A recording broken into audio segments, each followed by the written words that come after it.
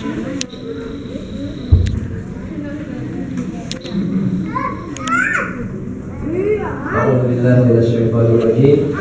Bismillahirrahmanirrahim. Assalamualaikum warahmatullahi wabarakatuh.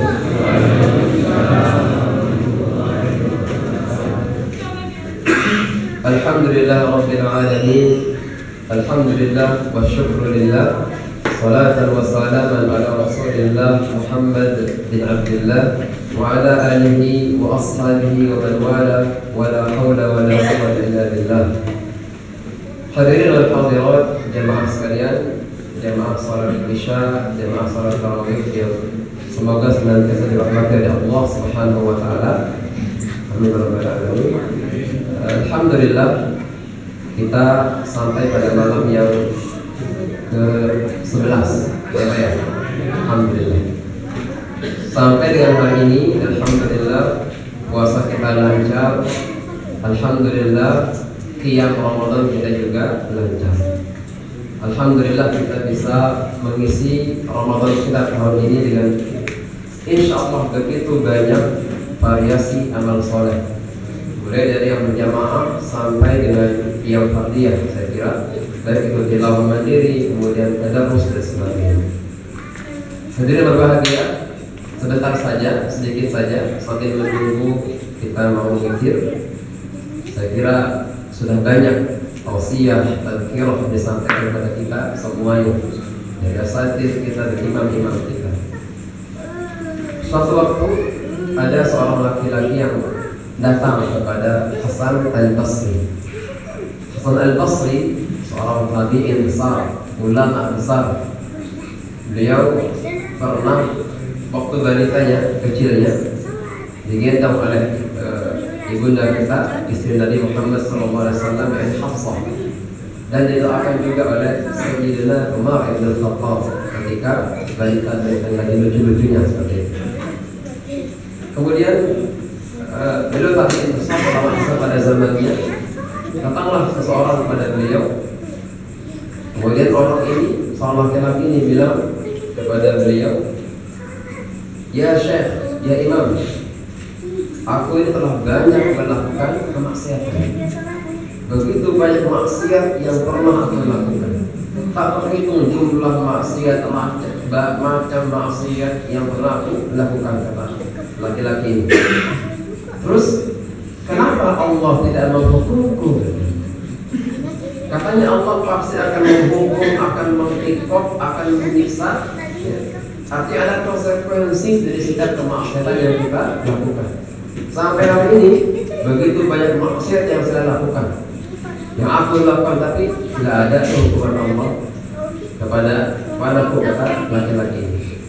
Maka kemudian sang imam al-Basri mengatakan, bahasa kita mah kacau gitu, parah, celaka kau, kata Imam al-Basri. Kemudian diceramahi, bukankah selama ini engkau tidak pernah puasa Ramadan? Bukankah selama ini engkau tidak pernah ke masjid sholat? Bukankah selama ini engkau tidak pernah tilawah Quran? Bukankah selama ini tidak pernah beramal? Begitu banyak kewajiban syariat disebutkan, diperhatikan terus oleh laki-laki.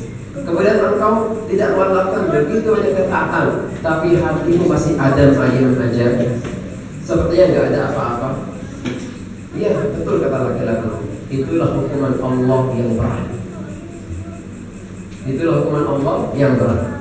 Jadi selama ini, kalau engkau menganggap hukuman Allah hanya fisik, itu hanya hukuman kecil, hukuman yang ringan. Tapi ketika engkau tidak sholat, tidak ngaji, tidak pernah buka mushaf, tidak puasa juga, tapi hati masih ada mayat, kayaknya nggak ada apa yang tertinggal, sepertinya tidak ada apa yang berkurang, itulah justru hukuman Allah yang jauh lebih berat. Hadirin yang berbahagia, maka semoga ibadah yang kita lakukan selama ini, semoga betul-betul menjadi bukti rasa cinta Allah pada kita semua. Artinya kita tunduk kepada Allah, berbagai macam ibadah yang kita lakukan. Khusus bulan Ramadan ini, semoga kita jauh dari sifat sifat yang tadi disampaikan oleh Hasan Al-Basri. Semoga begitu banyak infak, begitu banyak amal soleh, sholat, tilawah kita lakukan, kita mampu tularkan kepada bulan-bulan yang lainnya. Ada sebuah hadis Rasulullah Muhammad SAW mengatakan, "Man ahabba liqa Allah, ahabba Allah liqa'ah. Wa man kariha liqa Allah, kariha Allah liqa'ah." Lalu mengatakan, barang siapa yang suka bertemu sama Allah, yang suka ketemu dengan Allah, Allah pun suka ketemu dengan dia. Dalam hadis yang lain bahasanya beda lagi, tapi mirip-mirip. Kata Allah Subhanahu wa Ta'ala dalam riwayat yang lain, "Wahai manusia, kalau engkau mendekat kepadaku berjalan, aku akan mendekat kepadamu dengan berlari." Artinya Allah lebih agresif pendekatannya kepada kita semuanya. Ketika engkau mendekat kepadaku dengan sehasta, maka aku lebih dekat kepadamu dengan sejengkal. Ketika kita mau berusaha mendekat kepada Allah, ketika kita mau berusaha lebih cinta kepada Allah, Allah pun akan lebih cinta kepada kita semua. Kemudian, "Waman kariha liqa Allah, kariha Allah liqa'ahu." Tapi kata Muhammad SAW dalam hadis ini, barang siapa yang tidak mau bertemu sama Allah, benci ketemu sama Allah, Allah pun benci ketemu dengan dia. Maka mendengar hadis ini, Ibunda Aisyah atau beberapa orang istri yang mengatakan, "Inna nakamul maut." Kata beliau, "Ya Rasulullah, kalau kita ini cemas dengan kematian, kalau kita ini takut mati, apakah itu tentu kita tidak mau, kamu tidak mau bertemu dengan Allah, kamu tidak suka bertemu dengan Allah? Takut mati wajar nggak Pak? Bagaimana manusia? Wajar. Sebenarnya bukan matinya kita takutkan, konsekuensi setelah mati. Na'udzubillah su'ul khotimah, na'udzubillah dengan apa dan seterusnya. Ada seorang laki-laki di SMK, dia jamaah salah satu masjid, hidup sebatang kara. Cerita ini real, realita.